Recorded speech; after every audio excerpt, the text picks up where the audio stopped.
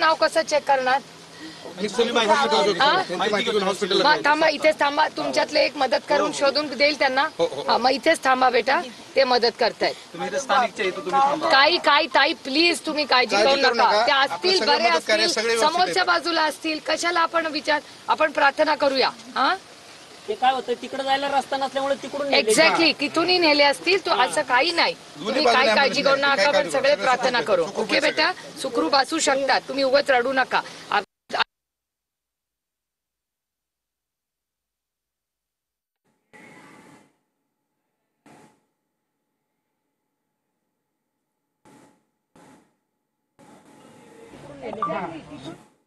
घाबरू नका. Please please माझी विनंती आहे बेटा, नक्की सुखरूप असतील, नक्की असतील. तू काळजी करू नको. नक्की तुझा बाबू पण असेल आणि तुझी जिजू पण असेल. ते कदाचित हॉस्पिटलमध्ये आणि फोन पडून गेला असेल ना राजा, म्हणून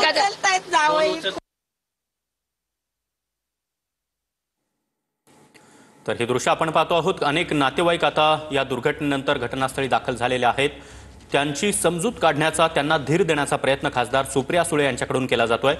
अनेक लोक पर्यटनासाठी या ठिकाणी आलेले होते, मात्र या दुर्घटनेमध्ये अनेक जण वाहून गेल्याची भीती देखील व्यक्त केली जाते. तर आतापर्यंत 3 मृतदेह या नदीपात्रामध्ये अडकून पडलेले होते, ते बाहेर काढण्यात आलेले आहेत. तर एका व्यक्तीला जिवंत काढण्याचे शर्थीचे प्रयत्न या ठिकाणी सुरू आहेत. तो व्यक्ती गेल्या 2 ते 2.5 तासांपासून या ठिकाणी स्वतःला वाचवण्याचा प्रयत्न करतोय. एनडीआरएफचे जवान हे शर्थीचे प्रयत्न करतायत त्या व्यक्तीला वाचवण्याचे. मात्र नातेवाईक या ठिकाणी पोहोचलेत.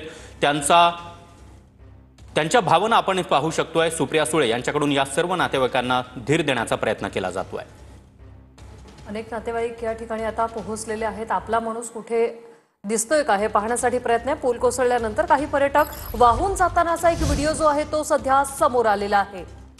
तर पूल ज्यावेळी कोसळला त्यावेळी जवळपास 50 लोक या पुलावर होते अशी शक्यता वर्तवण्यात येत होती. आणि एक नवीन व्हिडिओ आता समोर आलेला आहे. पूल कोसळला त्यावेळी काही लोक या पुलावर होते, ते वाहून जातानाचा हा व्हिडिओ आता समोर आलेला आहे.